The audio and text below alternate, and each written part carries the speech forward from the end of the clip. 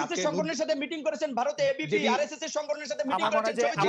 আপনি royal agenda বাস্তবায়ন করতেন সাদ্দাম হোসেন, ভারতে গিয়ে আপনি রয়ের সাথে মিটিং করেছেন, আপনি আরএসএস এর ছাত্র সংগঠন এবিপির সাথে বসেছেন। আমি শেষ করব না খালেদ ভাই, দেশ বিরোধী শক্তি। আপনি শেষ লাইন বলেন আর অন্য কোন লাইন দরকার। তিনি যে বলছেন যে তাদের সংগঠন নিয়ে আমাদের এত আলোচনা কেন, এত ডিটেইলস আমরা জানি কেন? কারণ তারা জানে যে আমরা ডিটেইলসটা জানলে তাদের যে সত্যিকারের অবস্থা সেটা উন্মোচিত হয় এবং কোন সংগঠন করা উচিত না। কোন তরুণদের কোন আমার কাছে মনে হয় যে আপনি আইনের মেধাবী ছাত্র, আপনি অনেকগুলি হিয়ারসে বলেছেন, মানে আপনি আসলে প্রমাণ না দিয়ে আপনি শুনেছেন টাইপের কথা বলেছেন আমার কাছে মনে হয়। আমরা তো ডাকসু আমাদের আর কোনো কথা শোনার সুযোগ নাই। আমি সাদ্দামকে বলেছি, সাদ্দামের কিছু কথা আমার কাছে মনে হয়েছে যে এটি হিয়ারসে, সাদ্দামের কাছে প্রমাণ দিয়ে শুনেছেন। 3 নাম্বার আপনার বোঝা উচিত। আমি নূর, আপনি কিভাবে আমাকে হিউমিলেট করেন? নূর আমি অযোগ্য ছাত্র, আমাকে পছন্দ করেন, আমরা বুইফোর সংগঠন, আপনার সংগঠনে ভিপি নির্বাচিত হতে পারে না কেন?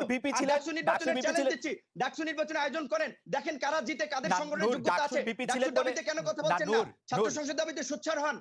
নূর, ডাকসুর ভিপি ছিলেন বলে এবং সাদ্দাম এজিএস ছিলেন বলে কোনোদিন আপনার কোনো বিষয়ে তিনি প্রশ্ন তুলতে পারবেন না, আপনার বিরুদ্ধে নিন্দামন্দ করতে পারবেন না, ব্যাপারটা এরকম না। পারবেন অবশ্যই, তাকে আমি সম্মান করি, ভালোবাসি। আমি বলেছি তার তার যে পড়াশোনা মেধা, সেটাকে আমি রেসপেক্ট করি, কিন্তু সেটা যদি একজনকে হিউমিলিয়েট করা হয়, মিথ্যা প্রপাগান্ডা চলে সেটা দিয়ে, সেটা আপনি হিউমিলিয়েট করেন না, সাদ্দাম আপনি শেষ বাক্য বলেন, সাদ্দাম আপনি শেষ বাক্য বলেন প্লিজ। যে কারণে কোন সংগঠনটি করা উচিত নয় তার একটি আমি বলবো যে টেক্সট বুক এক্সাম্পল হচ্ছে এই গণ অধিকার পরিষদ। না সেটা আপনি সেটা আপনি আসলে বলতে পারেন না, সেই হিসাবে আপনি মতামত সেটা আপনি কিন্তু বারবার গণ অধিকার পরিষদ করা উচিত না। আমার মনে হয় যে আসলে শেষ করতে পারি, এটি আসলে শেষ হবে না। আমরা নুরুল কথা অনেক কিছু শুনে আপনি বলবেন না। আমি শুধু পুরনো প্রশ্নটাই শুধু করি, একটু বলি, আমি শুধু পুরনো প্রশ্নটা সংযুক্ত করি। জি, যে ডক্টর রেজা কিবরিয়া যখন যুক্তরাষ্ট্রে অবস্থান করেছিল তখন কিন্তু তার সই নিয়ে প্রবাসী অধিকার পরিষদের কমিটি গঠন করা হয়েছে এবং সেখানেও আর্থিক বিষয়টি ডক্টর রেজা কিবরিয়া প্রবাসী অধিকার পরিষদ করতে ডক্টর রেজা কিবরিয়া সই লাগে না আসলে।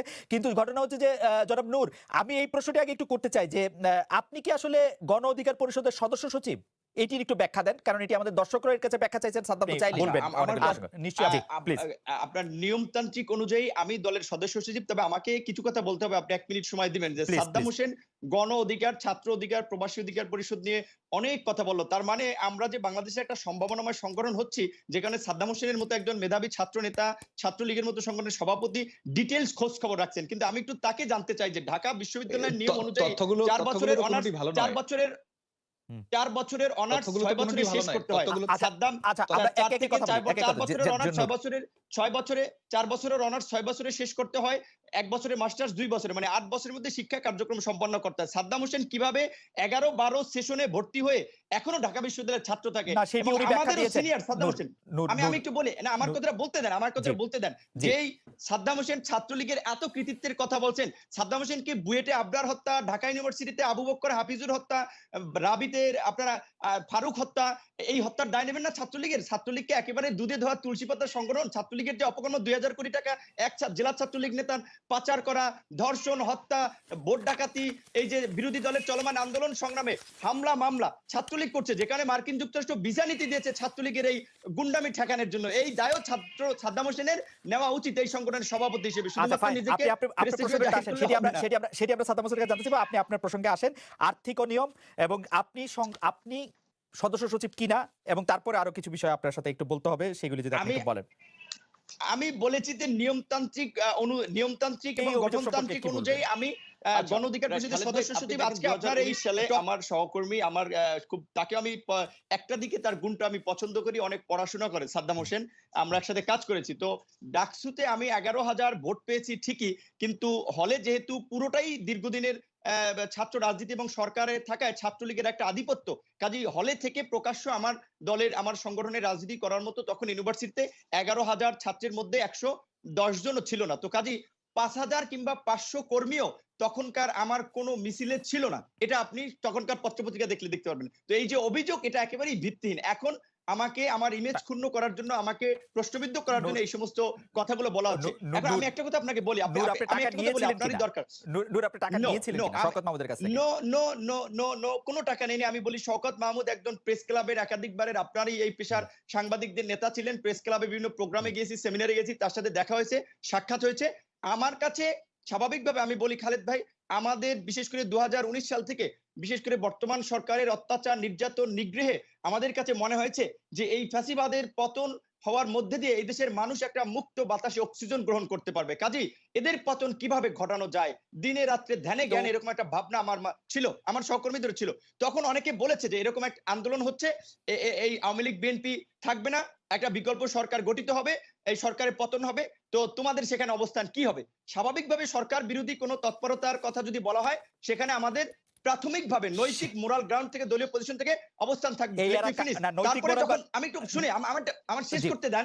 আমি যখন বলেছি, যখন বলেছে তখন আমি বলেছি না, আপনারা যেটা বলতেছেন এইটা তো মনে হচ্ছে গোয়েন্দা সংস্থার ফাঁদ, সরি, এই ধরনের কোন আত্মঘাতী হঠকারী কাজে আমরা থাকবো না। জাস্ট এই পর্যন্ত যারা আমার সাথে এটা শেয়ার করেছিল, আমাদের এই পর্যন্ত, যে কারণে আমাকে কোনো প্রোগ্রামে, তাদের কোনো প্রোগ্রামে একটা ছবি ভিডিও ফুটেজ দেখাতে পারবে না, ইনসাফ কিংবা তার আগের প্রোগ্রাম কিংবা কোনো প্রোগ্রামে আমাকে একটাও দেখাতে পারবে না। আমি উপস্থিত ছিলাম। নূর, আমি একটু সাদ্দামের কাছে যাব। আমি একটু চট করে দুটো জিনিস যদি আপনি একটু কাইন্ডলি বলেন। আপনি বলেছেন যে অনেকেই বলেছেন এখানে বিএনপি আওয়ামী লীগ থাকবে না, আপনাদের অবস্থান কি হবে? সেই অনেকেইরা কারা এবং তারা মানে কি প্রকাশ্য, মানে আপনি মানে আমরা তো খুবই মানে এটি আসলে জনাব রেজা কিবরিয়ার কথা আসছে, আপনার কথাও রেজা কিবরিয়ার প্রসঙ্গ আসছে, যে অভিযোগটি আসলে আওয়ামী লীগের পক্ষ থেকে এতদিন তোলা হচ্ছিল যে কোনো না কোনো একটা ষড়যন্ত্র হচ্ছে, আপনারা কি সেই ষড়যন্ত্র করছিলেন আসলে, বা সেই ষড়যন্ত্রের মুখ কি আপনারা?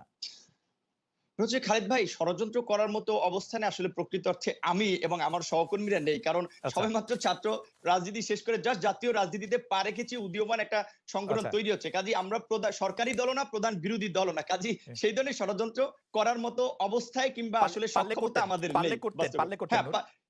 এই সরকার পতনের জন্য যা করার দরকার তাই করতাম, যদি আমার সেই ম্যান পাওয়ার, মানি পাওয়ার থাকতো।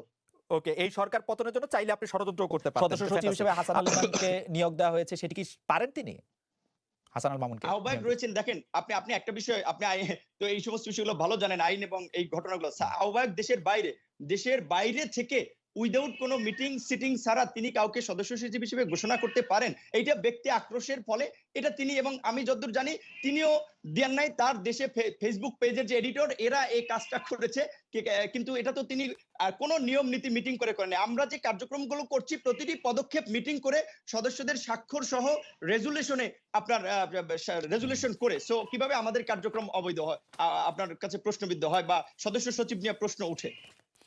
আর আর্থিক অনিয়ম নিয়ে আপনি বলছিলেন যে আসলে সব সময় সব জায়গায় সেটি স্বচ্ছতার কথা বলা হয়েছে, কিন্তু আপনার মানে দলের আয় ব্যয় নিয়ে দলের ভিতরে কথা বললে সেটি আপনার বৈরিতার শিকার হয়, সেই অভিযোগটি সম্পর্কে যদি একটু বলেন। আপনি তাদেরকে বাইর করে দেন বা তাকে সরিয়ে দেন ক্ষমতা থেকে, যদি কেউ আপনার ইয়া নিয়ে প্রশ্ন করে। আপনি শিক্ষিত মানুষ হয়ে বুঝে যদি একই কথা বারবার বলেন, এখানে আমি চাইলেই কি কাউকে অব্যাহতি বা বহিষ্কার করতে পারবো? আমরা তো একটা প্রক্রিয়ার মধ্যে দিয়ে, আমরা যেটা বলেছি যে রেজা কিবরিয়াকে এখন পর্যন্ত কিন্তু আমরা সাংগঠনিক প্রক্রিয়ায় আমরা এই নিষ্পত্তি, এই অব্যাহতি দিতে পারিনি। আমরা আজকে এই যে আপনার তার অপসারণের জন্য আজকে সদস্যদের এই তলবি সভা চলছে, সেই সভা থেকে আপনার তাকে নোটিশ করা হবে 7 দিনের মধ্যে। তিনি জবাব, সরি, এর আগে চিঠি দেওয়া ছিল, তিনি জবাব দেননি। আজকে তাকে চূড়ান্ত সিদ্ধান্ত নেওয়া হচ্ছে সাংগঠনিক প্রক্রিয়া। আমি কার্যালয় থেকে সাথে যুক্ত হয়েছি। রাইট, আপনি এই কথাটি বলেছেন, কিন্তু আপনি তো এই কথাটিও বলেছেন, আপনি বারবার বলছেন আপনি এটি পারেন কিনা, আপনি এই কথাটি তো বলেছেন যে আমাকে পীর মেনে রাজনীতি করতে হবে, বলেছেন। এটা কোথায় বললাম ভাই?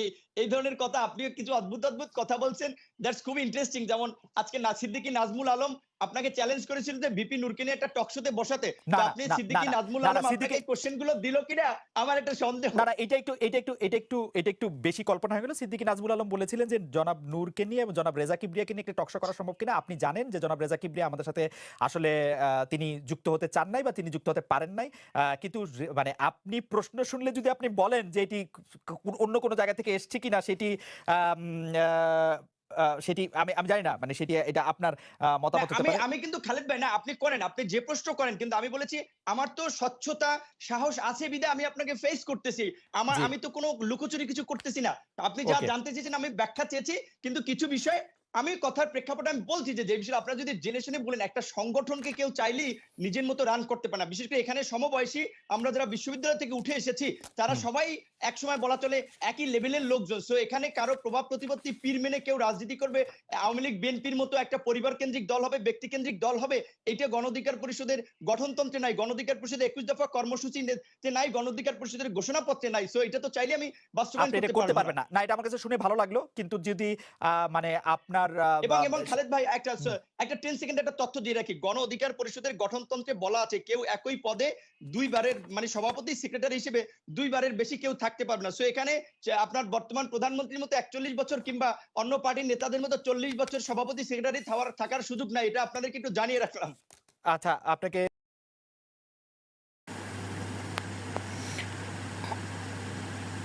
রপ্তানি আদেশ 6 মাসের মধ্যে দেশে বিনিয়োগ, ভিয়েতনাম থেকে এলো $12 কোটি।